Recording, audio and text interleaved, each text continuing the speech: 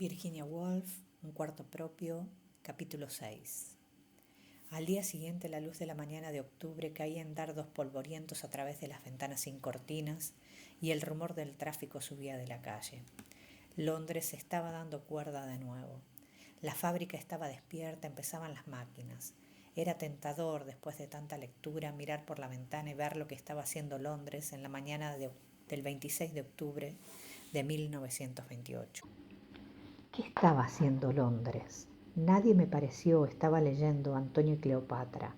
Londres estaba del todo indiferente a las piezas de Shakespeare.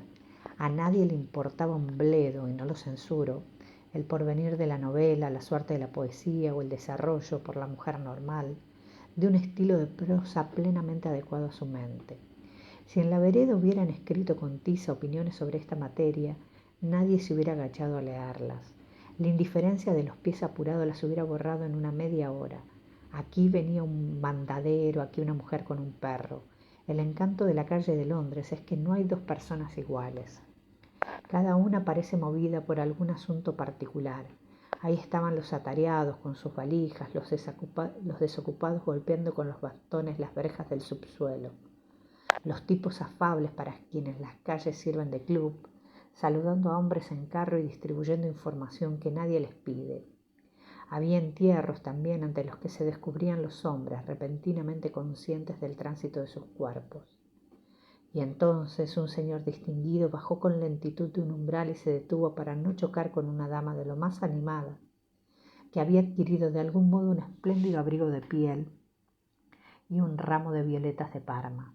Todos parecían separados, absortos en sus propios asuntos. Esta vez, como tan a menudo pasa en Londres, había una calma total y suspensión del tráfico.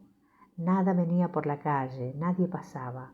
Una hoja sola se desprendió del plátano al final de la calle y cayó en esa pausa y suspensión. De cierto modo era como la señal de una fuerza en las cosas que uno había pasado por alto.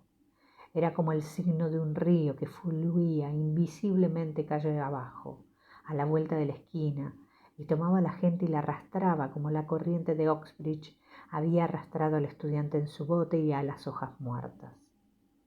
Ahora iba trayendo de una vereda de la calle a la otra, diagonalmente, una muchacha con botines de charol y un joven de sobretodo marrón. También traía un taxímetro, y juntó a los tres en un punto, justo bajo mi ventana, donde se detuvo el taxímetro y la muchacha y el joven se detuvieron y subieron al taxi que se alejó sin ruido, como si lo arrastrara la corriente. La escena era bastante común, lo curioso era el ritmo que mi imaginación le otorgaba y el hecho de que la escena común de dos personas subiendo un taxi tuviera la virtud de comunicar algo de su propia satisfacción. La vista de dos personas que vienen por la calle y se encuentran en la esquina parece aliviar la mente, pensé, mirando al taxi dar la vuelta y perderse.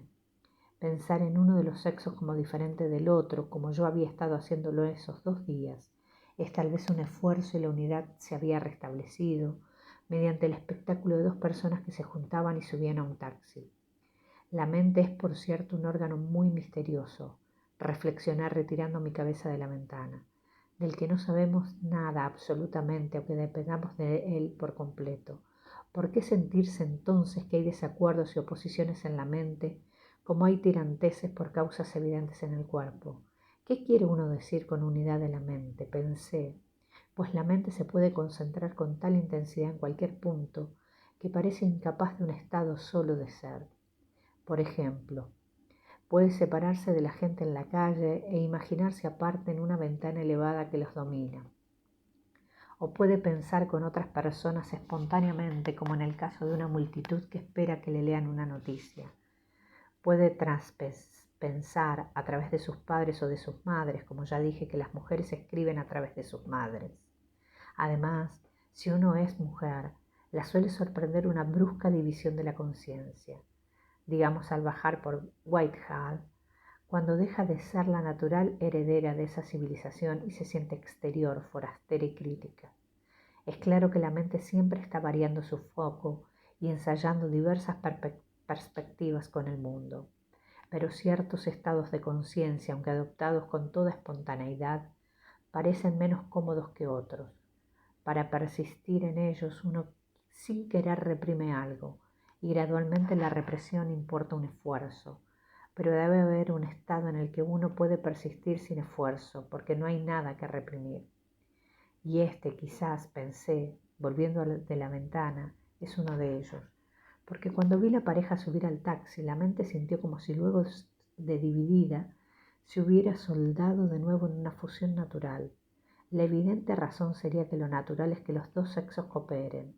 Hay un instinto profundo, aunque irracional, en pro de la teoría de que la unión del hombre y de la mujer procura la mayor satisfacción y la felicidad más completa. Pero la vista de las dos personas subiendo al taxi y la satisfacción que me dio hizo que me preguntara también si no habría dos sexos en el espíritu correspondientes a los dos en el cuerpo, y si no sería preciso juntarlos para lograr completa satisfacción y felicidad. Y me puse a delinear de cualquier manera un plano del alma en el que dos poderes presidían, uno varón y otro hembra, y en el cerebro del hombre el varón predomina y en el de la mujer la hembra. El estado normal y placentero es cuando están en armonía los dos, colaborando espiritualmente. Hasta en un hombre la parte femenina del cerebro debe ejercer influencia. Y tampoco la mujer debe rehuir contacto con el hombre que hay en ella. Esa tal vez fue la intención de Coleridge cuando dijo que una gran inteligencia es andrógina. Cuando se opera esa fusión, la mente queda fecundada plenamente y dirige todas sus facultades. Quizá una mente del todo masculina no puede crear, así como tampoco una mente del todo femenina, pensé. Pero convendría saber lo que se entiende por mujeril viril e inversamente por viril mujeril, deteniéndonos a revisar un libro o dos. Cuando Coleridge dijo que toda gran inteligencia es andrógina, para nada pensé en una inteligencia que simpatizara especialmente con las mujeres. Una inteligencia que defendiera su causa o se dedicara a su interpretación. Quizás la inteligencia andrógina propende menos a esas distinciones que la inteligencia de un solo sexo. Quería decir, tal vez, que la inteligencia andrógina es resonante y porosa, que transmite sin dificultad la emoción, que es naturalmente creadora, indivisa e incandescente. De hecho, uno recurre a Shakespeare como arquetipo de la inteligencia andrógina, aunque ahora es imposible recuperar la opinión de Shakespeare sobre las mujeres. Y si es verdad que uno de los signos de la mente del todo desarrollada es que no piensa especial o separadamente en el sexo, ahora más que nunca es difícil alcanzar esa condición. Aquí llegué a los libros de escritores contemporáneos y me detuve a sospechar si aquello no sería la causa de algo que me había intrigado por mucho tiempo. Ninguna época ha tenido una conciencia tan estridente del sexo como la nuestra. La prueba son esos innumerables libros en el Museo Británico, escritos por hombres acerca de mujeres. Sin duda les corresponde alguna culpa a las sufragistas. Deben haber despertado en los hombres un extraordinario deseo de autoafirmación. Deben haberlos impulsado a enfatizar su propio sexo y sus características, cosas que no hubiera pasado sin ese desafío. El hombre desafiado, aunque no sea más que por unas cuantas mujeres de sombrero negro, reacciona de manera un tanto excesiva, sobre todo si es la primera vez en la historia. Eso tal vez explica ciertas características que recuerdo haber encontrado aquí, pensé, tomando la reciente novela del señor A, que está en plenitud de su vigor y que les agrada tanto a los críticos. La abrí. En verdad era delicioso volver a leer lo escrito por un hombre. Era tan directo, tan de frente, después de lo escrito por las mujeres. Indicaba tal independencia de espíritu, tanta libertad de persona, tal confianza en sí mismo. Se sentía un bienestar casi físico ante esa mente libre, bien alimentada, bien educada, que nunca había sido torcida o contrariada, que había gozado de plena libertad desde que nació para estirarse como quisiera. Todo eso era admirable, pero al cabo de un capítulo 2 una sombra pareció tenderse sobre la página. Era una raya bifurcada y oscura, una sombra de forma parecida a la palabra yo. Uno trataba de esquivarse por cualquier lado para ver el paisaje detrás de la sombra. No se podía divisar si había un árbol o una mujer paseando. Siempre la palabra yo me reclamaba. Uno empezaba a cansarse de yo. No es que ese yo no fuera un yo de lo más respetable, honrado y consecuente, puro como una nuez, pulido por siglos de buena educación y buena comida. Desde el fondo del corazón respeto y admiro ese yo, pero Aquí volví una página o dos en busca de una cosa o de otra. Lo peor es que a la sombra de la palabra yo todo es informe como la niebla. ¿Es eso un árbol? No, es una mujer. Pero no tiene un hueso en el cuerpo, pensé observando a Phoebe, pues tal era su nombre atravesar la playa. Entonces Alan se levantó y la sombra de Alan borró inmediatamente a Phoebe, porque Alan abundaba en opiniones y Phoebe estaba como ahogada en la pleamar de sus opiniones.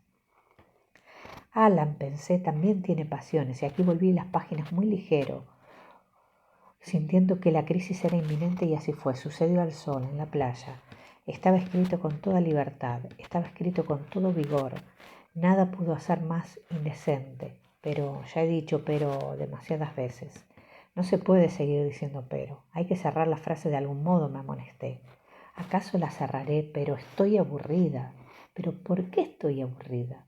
En parte por el predominio de la palabra yo y la aridez que proyecta su sombra como la del haya gigante. Nada puede crecer ahí. Y en parte por otra razón más oscura. Parecía que en la mente del señor A hubiera algún obstáculo, alguna traba que cegara el manantial de la energía creadora y lo redujera a límites estrechos. Y rememorando a la vez el almuerzo en Oxbridge y la ceniza del cigarrillo y el gato Rabón y Tennyson y Cristina Rossetti, me pareció posible que la traba estuviera ahí.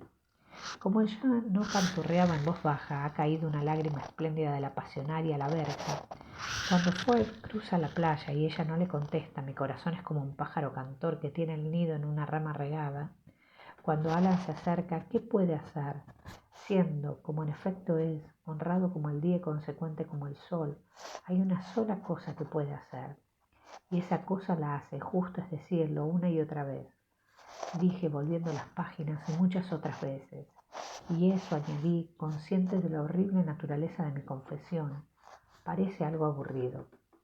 La indecencia de Shakespeare desentierra mil otras cosas en la mente de quien lo lee y dista mucho de ser aburrida. Pero Shakespeare lo hace con gusto. El señor A, como dicen las niñeras, lo hace adrede. Lo hace protestando, protesta contra la igualdad del otro sexo, afirmando su propia superioridad. Por eso está inhibido y trabado y molesto como le hubiera estado Shakespeare si hubiera conocido a Miss Clow o a Miss Davis. Sin duda la literatura isabelina hubiera sido muy distinta de lo que fue si el movimiento feminista hubiera comenzado en el siglo XVI y no en el XIX. Si mi teoría de los dos lados de la mente no es un error, lo masculino acaba de tomar conciencia de sí mismo. Vale decir, los hombres ya no escriben sino con el lado viril de su cerebro. La mujer que los lee comete una equivocación, porque inevitablemente busca algo que no hallará. La facultad de sugestión es la que uno extraña, pensé, tomando al crítico señor B y leyendo con mucho cuidado y mucha aplicación sus notas sobre el arte de la poesía. Muy capaces eran, muy agudas y llenas de erudición, pero lo malo es que sus sentimientos no se comunicaban.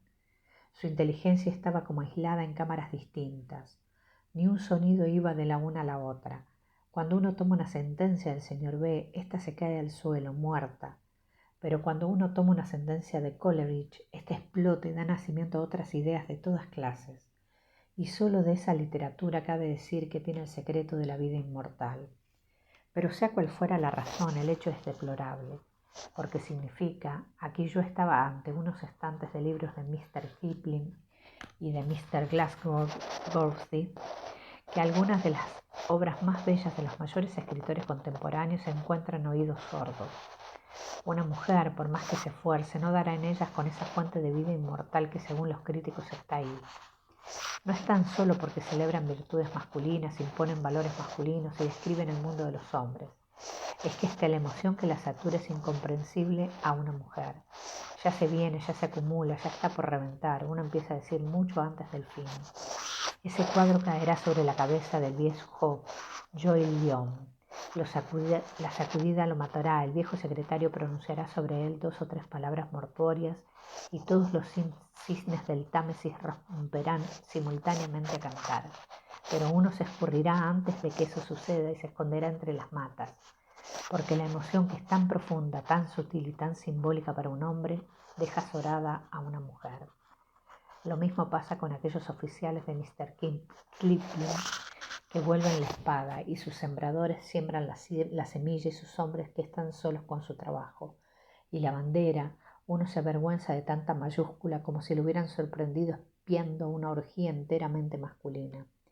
El hecho es que ni Mr. Kipling ni Mr. Glassworthy tiene una sola chispa de mujer. Por eso todas sus cualidades le resultan a una mujer, si es lícito generalizar, toscas e inmaduras. Carecen de poder sugestivo, y cuando un libro carece de poder sugestivo, no puede penetrar en la mente por más que golpee la superficie. Y con ese humor desasegado con que uno saca un libro y lo vuelve a guardar sin haberlo abierto, me puse a contemplar una edad futura de afirmativa y pura virilidad, como la que parecen presagiar las cartas de los profesores, las de Sir Walter Raleigh, por ejemplo, y la que los jefes de Italia ya han realizado, porque un ambiente de irreparable virilidad predomina en Roma, y aunque la irreparable virilidad le convenga al Estado, es permitido discutir sobre sus efectos sobre el arte de la poesía.